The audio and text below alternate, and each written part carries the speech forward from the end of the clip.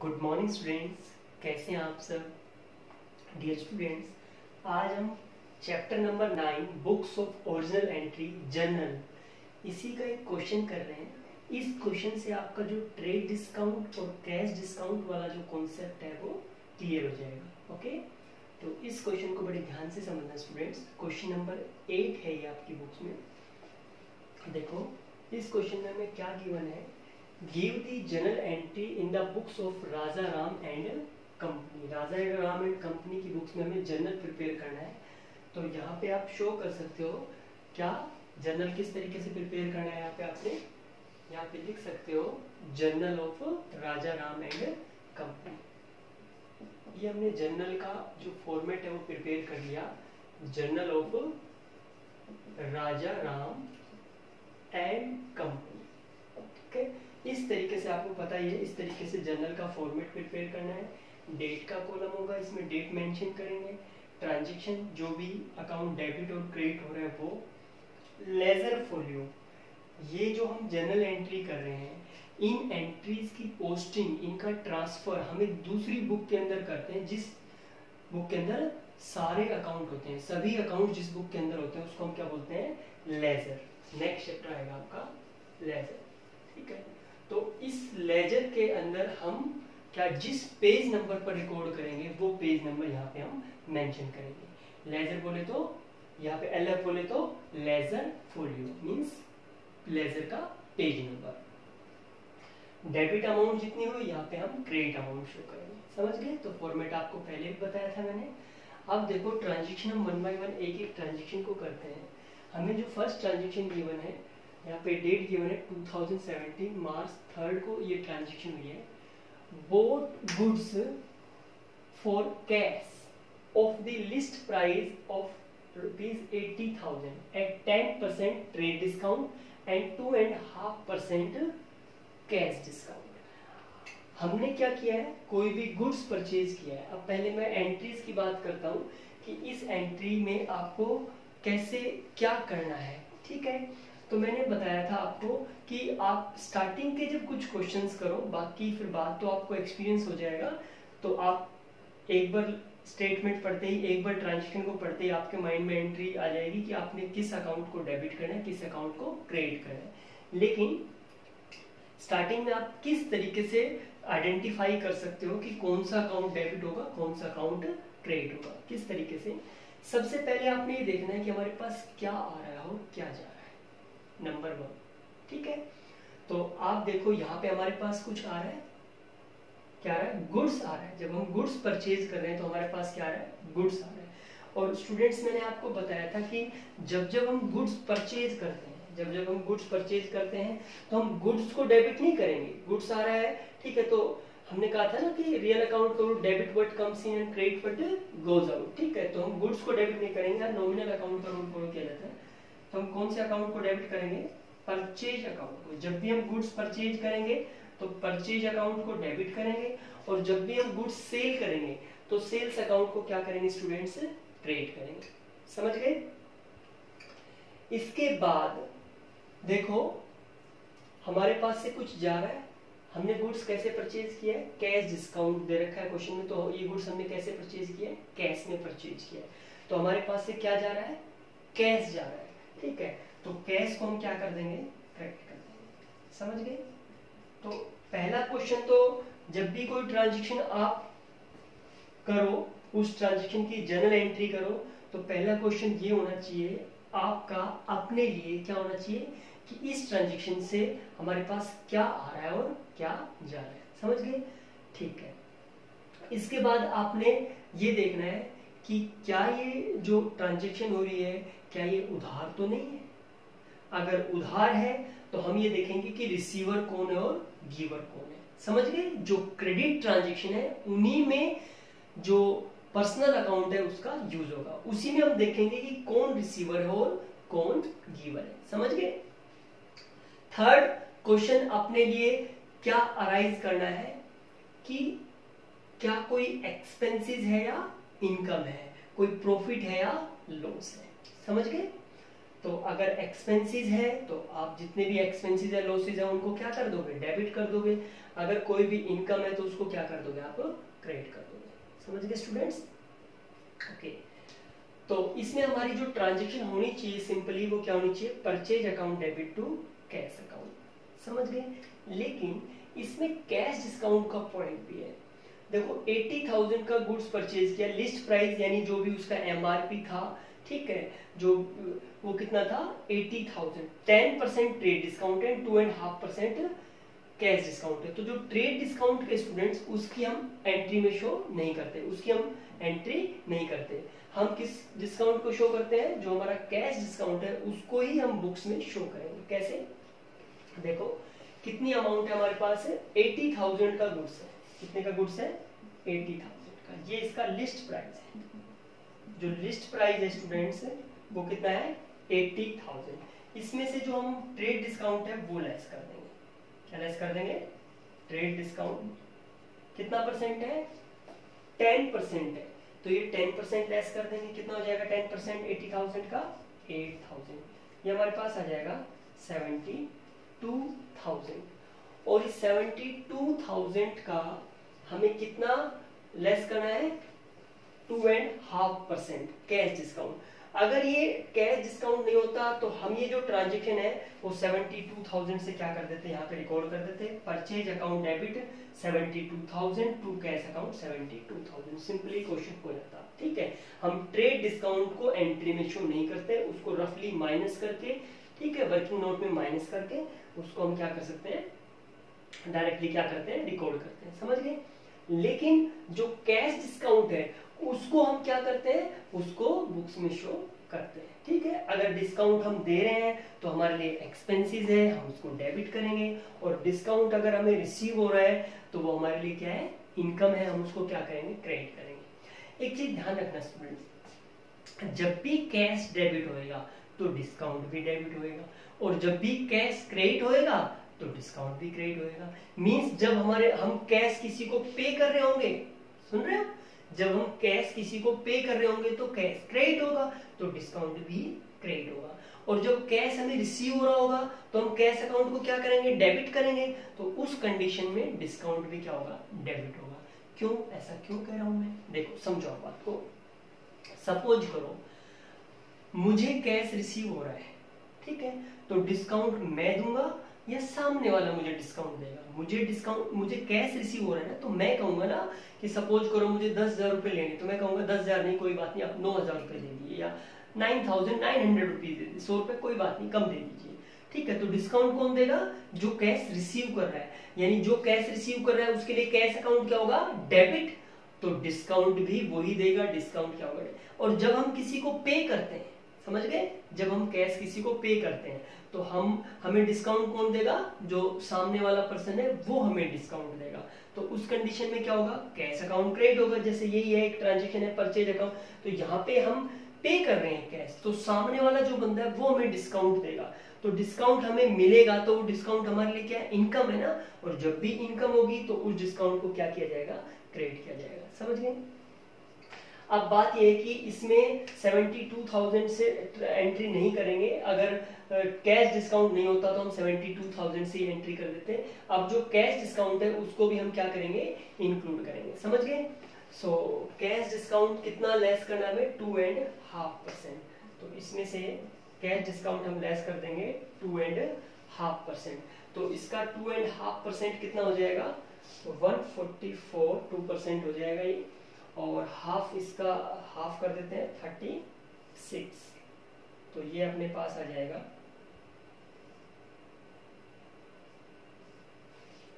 1800। कितना आ जाएगा ये, 1800 क्या आ जाएगा, कैश डिस्काउंट। तो ये हम लेस कर देंगे इसके अंदर से, कितना आ जाएगा हमारे पास 70,200। कितना आ जाएगा स्टूडेंट से, 70,200। हम जो ट्रांजैक्शन रिकॉर्ड करेंगे वो इस अमाउंट से रिकॉर्ड करेंगे, और जो कैश डिस्काउंट है उसको भी हम क्या करेंगे, शो करेंगे। किस तरीके से, क्या एंट्री होगी यहाँ पे, डेट में आप मेंशन करोगे 2017 मार्च 3 को। क्या ट्रांजैक्शन करेंगे हम, purchase account debit, goods purchase किया हमने तो हमारे पास क्या आया, गुड्स आया, और जब भी हम गुड्स परचेज करेंगे तो कौन सा अकाउंट डेबिट होएगा, परचेज अकाउंट। कितनी अमाउंट से स्टूडेंट्स, कितने का गुड्स परचेज किया है, 72,000 का, तो हम यहाँ पे दिखाएंगे 72,000, ठीक है। जो ट्रेड डिस्काउंट है उसको तो हम बुक्स में शो करते ही नहीं है, समझ गए। तो अब क्या करना है आपने, हमारे पास से क्या जा रहा है, कैश, तो क्या कर देंगे, टू कैश अकाउंट, समझ गए।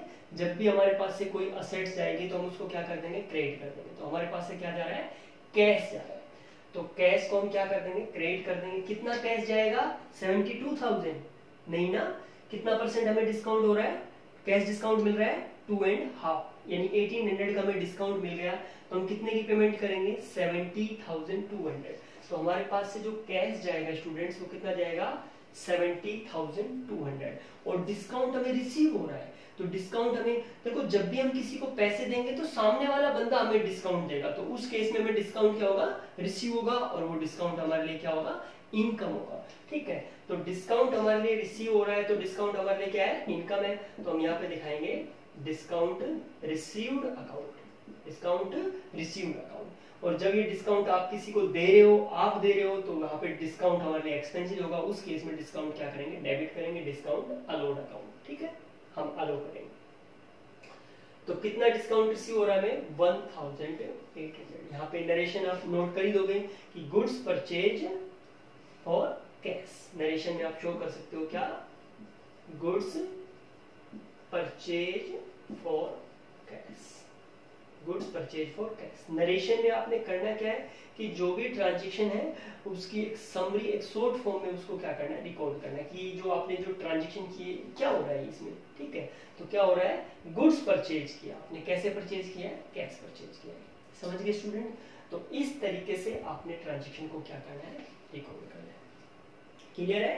देखो यहाँ पे हमारा कैश क्रेडिट हो रहा है, तो डिस्काउंट भी क्या हो रहा है, क्रेडिट, क्योंकि जब कैश क्रेडिट होगा तो हम किसी को कैश पे कर रहे होंगे, तो उस कंडीशन में हमें डिस्काउंट रिसीव होएगा, तो रिसीव होएगा तो हमारे लिए इनकम होगा, तो इनकम होगा तो हम उसको क्रेडिट करेंगे, समझ गए। तो जब कैश क्रेडिट होगा तो डिस्काउंट भी क्रेडिट होगा, उस केस में हमें डिस्काउंट रिसीव होएगा। और जब हम किसी से कैश रिसीव करेंगे तो कैश डेबिट होगा, तो कैश डेबिट होगा तो हम उस केस में डिस्काउंट हम देंगे, तो वो हमारे लिए एक्सपेंसिव होगा, तो डिस्काउंट भी क्या होगा, डेबिट होगा, समझ गए। नेक्स्ट ट्रांजैक्शन देखो students, fifth, sold goods for cash of the list price of ₹1 lakh at 15% trade discount, ठीक है। कितने का गुड्स परचेज सोल्ड किया, सॉरी हमने 1 लाख का 15% trade discount and 3% cash discount, ठीक है। तो देखो जब आप गुड्स परचेज करते हो तो परचेज अकाउंट को डेबिट करते हो, और जब आप गुड्स सेल करोगे तो गुड्स आपके पास से जाएगा, ठीक है। जब भी कोई ट्रांजैक्शन आप करो तो आपने क्या देखना है, क्या आ रहा है और क्या जा रहा है। तो हमारे पास से यहाँ क्या जा रहा है, गुड्स जा रहा है, ठीक है। तो गुड्स जा रहा है तो हम गुड्स को क्रेडिट नहीं करेंगे, जब गुड्स सेल करेंगे तो हम सेल्स अकाउंट को क्रेडिट करेंगे, समझ गए। और हमारे पास आ क्या रहा है, कैश आ रहा है, क्योंकि हम कैश में सोल्ड कर रहे हैं, तो हमारे पास क्या रिसीव हो रहा है, हमारे पास स्टूडेंट्स कैश रिसीव हो रहा है, तो कैश अकाउंट क्या हो जाएगा, डेबिट। तो यहाँ पे ट्रांजैक्शन क्या होनी चाहिए, cash account debit to sales account. ये तो आपकी सिंपल ट्रांजैक्शन थी, ठीक है। लेकिन यहाँ पे आप डिस्काउंट भी दे रहे हो, तो हम यहाँ पे डिस्काउंट की एंट्री भी करेंगे। सिंपली क्या एंट्री होनी चाहिए थी, कैश अकाउंट डेबिट, क्योंकि कैश आ रहा है हमारे पास से, और जब हम गुड्स सेल कर रहे हैं तो गुड्स जा रहा है, और उस कंडीशन में हम सेल्स अकाउंट को इनकम मान के क्या करते हैं, क्रेडिट करते हैं, ठीक है। देखो कितने का गुड्स, 1 लाख का, कितने का गुड्स है, लिस्ट प्राइस कितना है, 1 लाख। इसमें से हम ट्रेड डिस्काउंट है वो लेस कर देंगे, कितना परसेंट है ट्रेड डिस्काउंट, 15%, तो 15% लेस कर देंगे, कितना आ जाएगा 15%, 15,000, ये आ जाएगा स्टूडेंट्स 85,000, समझ गए। ये काम आपने रफ में करना है, ठीक है, ये आपने इसमें शो नहीं करना, ये वर्किंग नोट में आप शो कर सकते हो, रफ में शो कर सकते हो, ठीक है। ट्रेड डिस्काउंट 15% है, कैश डिस्काउंट कितना है 3%, तो इसमें से 3% जो कैश डिस्काउंट है वो भी हम क्या कर देंगे, लेस कर देंगे।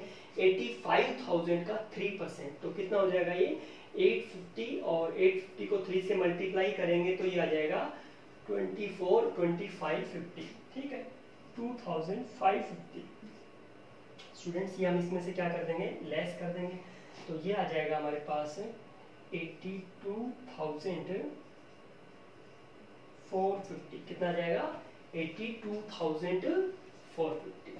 समझ गए। तो हम जो ट्रांजेक्शन रिकॉर्ड करेंगे वो इस अमाउंट से रिकॉर्ड करेंगे, ठीक है। क्या एंट्री होगी यहाँ पे, कैश अकाउंट डेबिट। हमारे पास कैश आएगा, लेकिन कैश कितना आएगा स्टूडेंट्स, यहाँ पे डेट मेंशन करेंगे, 5 मार्च है, ठीक है।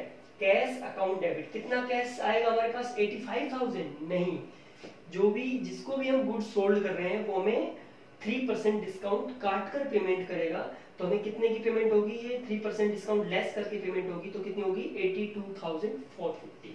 तो हमें कैश जो रिसीव होएगा, तो हम यहाँ पे करेंगे कैश अकाउंट डेबिट 82,450, ठीक है।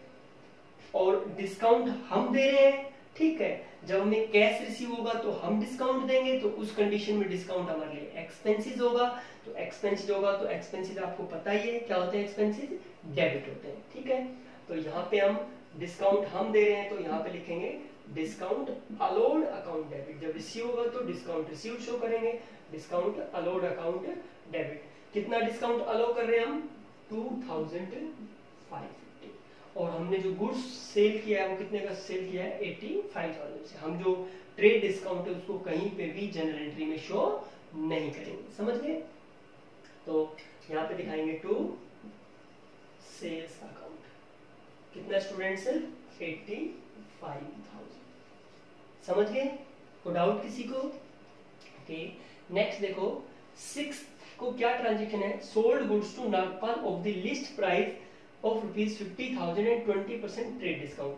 अब देखो इस क्वेश्चन में नेम गिवन है, लेकिन ये नहीं कह रहा कि जो हमने गुड्स परचेज किया वो कैश में परचेज किया, क्रेडिट सॉरी सोल्ड किया वो कैश में सोल्ड किया या क्रेडिट में सोल्ड किया है। तो उस कंडीशन में जिसमें नेम गिवन हो और ये मेंशन ना हो कि वो गुड्स सेल या परचेज जो कुछ भी हुआ है वो कैश में हुआ है, क्रेडिट में हुआ है, तो उस कंडीशन में आपने जब नेम गिवन हो तो क्या मान के चलना है कि वो ट्रांजेक्शन कैसे हुई है, क्रेडिट हुई है।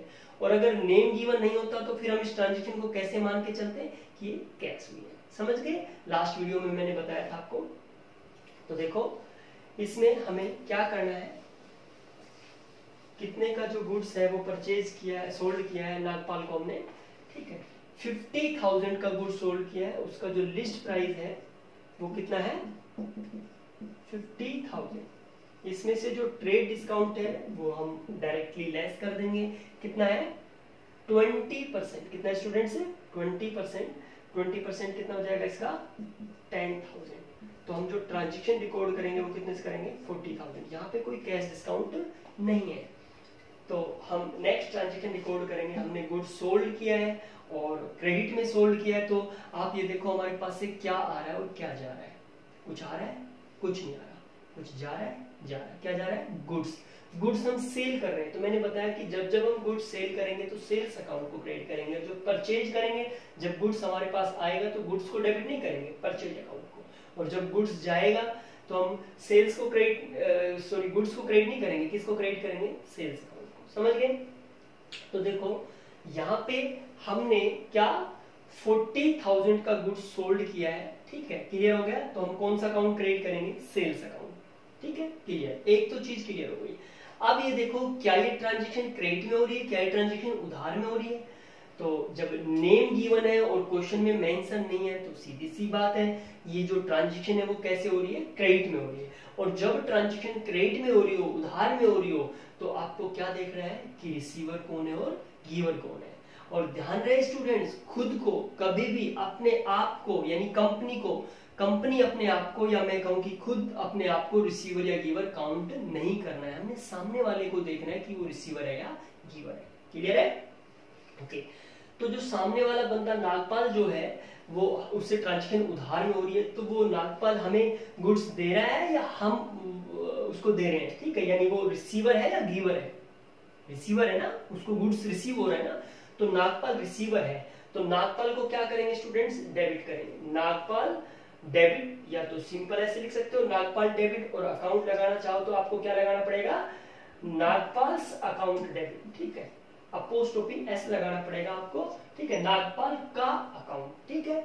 सो नागपाल अकाउंट डेबिट कितनी अमाउंट से करेंगे 40,000 से and to sales account.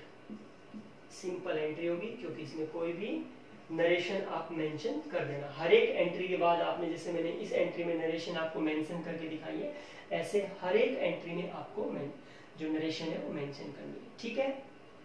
Next देखो, Nagpal return 1/4 of the above goods.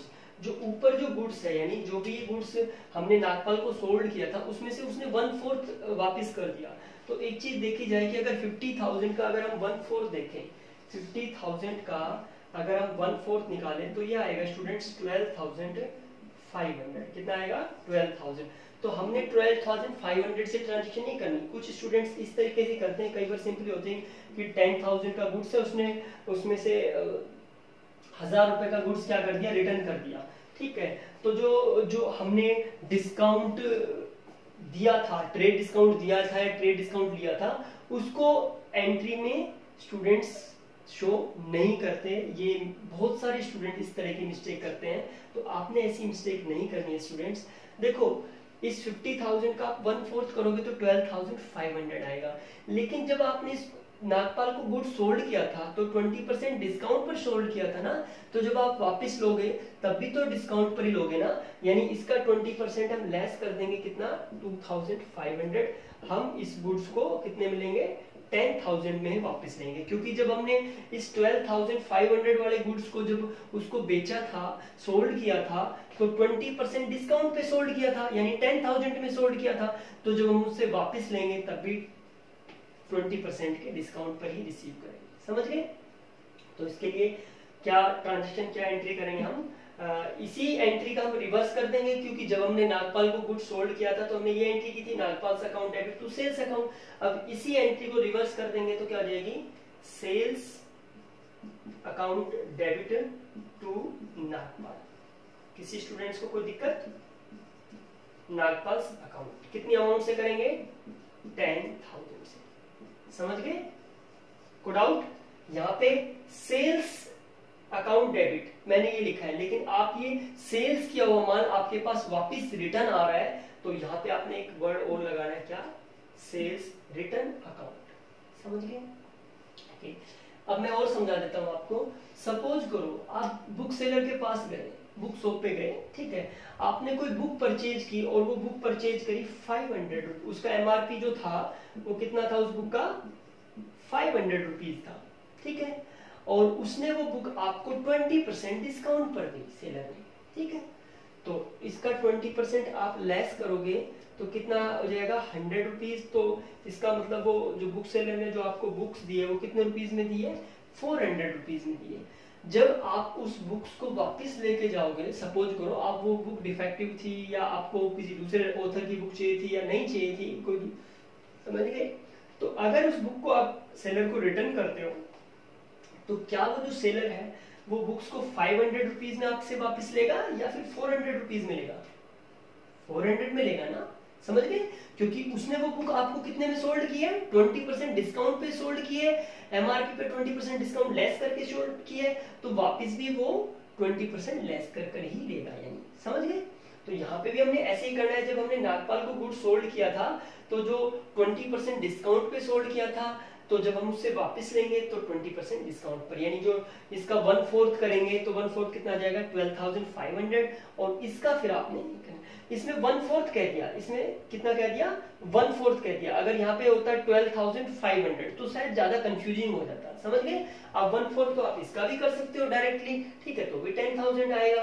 तो कई बार क्वेश्चन में ये कह रखा था Nagpal return of goods of rupees 12,500, इस तरीके से होता है। तो स्टूडेंट्स क्या करते हैं 12,500 से यहाँ एंट्री कर देते हैं, नहीं, समझ गए, 20% लेस करके आपने यहाँ पे शो करिए, समझ गए। नेक्स्ट देखो, Nagpal settle the account by paying cash under a discount of 5%, ठीक है, 5% डिस्काउंट पर जो है वो नागपाल हमें क्या कर रहा है, पे कर रहा है। तो पहले तो ये देखो कि नागपाल हमें कितना पे करेगा, उससे हमें लेना कितना है, समझ गए। सो नागपाल से हमें कितना रुपीज लेना है, देखो 40,000 का हमने उसको गुड सोल्ड किया था, हमने नागपाल को डेबिट किया था 40,000 से, ठीक है, यानी ये नागपाल से हमने लेना था ये पैसा, और हमने उसके नागपाल के अकाउंट को 10,000 से क्रेडिट कर दिया। क्यों? क्योंकि नागपाल ने हमें 1/4 गुड्स क्या कर दिया, रिटर्न कर दिया। तो 40,000 हमने नागपाल से लेना था, 10,000 का माल उसने वापस कर दिया, तो अब हमें नागपाल से कितना लेना है, ओनली 30,000। समझ गए? नागपाल से हमें कितना रिसीव करना है स्टूडेंट्स, 30,000। और वो जो 30,000 जो अमाउंट हमें, समझ गए कैसे आया 30,000, भाई 40,000 का गुड्स हमने सोल्ड किया था और 10,000 का उसने क्या कर दिया, रिटर्न कर दिया। तो हमने नागपाल से कितना रिसीव करना है, 30,000। लेकिन वो कैसे पे कर रहा है, कैश पे कर रहा है अंडर ए डिस्काउंट ऑफ 5%। वो 5% डिस्काउंट कट करके हमें क्या कर रहा है, पे कर रहा है। तो इसमें से हम 5% क्या कर देंगे स्टूडेंट से, लेस कर देंगे। तो 5% कितना आ जाएगा, 1500। इट मींस वो हमें पे करेगा कितना, 28,500।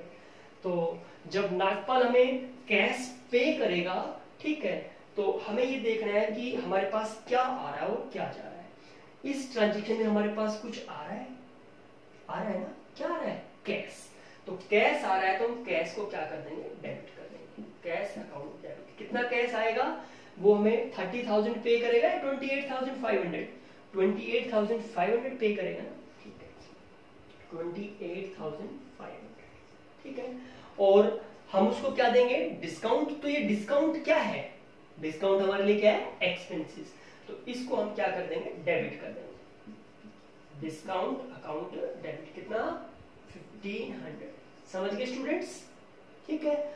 और नागपाल क्या है, गिवर है। मैंने बताया था आपको कि पहले की कोई उधार हो, उसको अगर कोई पे कर रहा है तो उस ट्रांजेक्शन को भी हमने क्या मान के चलना है, उधार मानना है। यानी उसमें भी हमें पर्सनल अकाउंट का यूज करना है कि रिसीवर कौन है और गिवर कौन है, ठीक है। तो नागपाल क्या है, गिवर है। तो नागपाल गिवर है तो नागपाल का अकाउंट हम क्या कर देंगे, क्रेडिट कर देंगे। तो क्या कर देंगे, टू नागपाल्स अकाउंट। कितनी अमाउंट से कर देंगे, 30,000 से। उसका अकाउंट तो सेटल्ड तब होगा ना, सेटल्ड का मतलब समझ गए ना कि पूरा हिसाब किताब क्लियर, ठीक है, फुल पेमेंट। तो देखो नागपाल का अकाउंट कितने से डेबिट था स्टूडेंट्स, 40,000 से। 10,000 से आपने क्रेडिट कर दिया, तो ये 10,000 से क्रेडिट करने का मतलब क्या हो गया, माइनस हो गया। अब कितना डेबिट बच गया था, 30,000। और 30,000 से आपने इसको क्या कर दिया, फिर से क्रेडिट कर दिया, तो जीरो हो गया ना। देखो 40,000 से डेबिट है और क्रेडिट कितना से है, 10,000 से यहाँ क्रेडिट है और 30,000 से यहाँ क्रेडिट है। तो टोटल क्रेडिट कितने से हो गया, 40,000 से, और डेबिट भी कितने से था, 40,000 से। तो उसका अकाउंट जीरो हो गया ना, क्लियर हो गया ना, समझ गए। तो इस तरीके से आपने कैश डिस्काउंट और क्रेडिट डिस्काउंट के क्वेश्चन करने, समझ गए students. Okay, thank you for watching.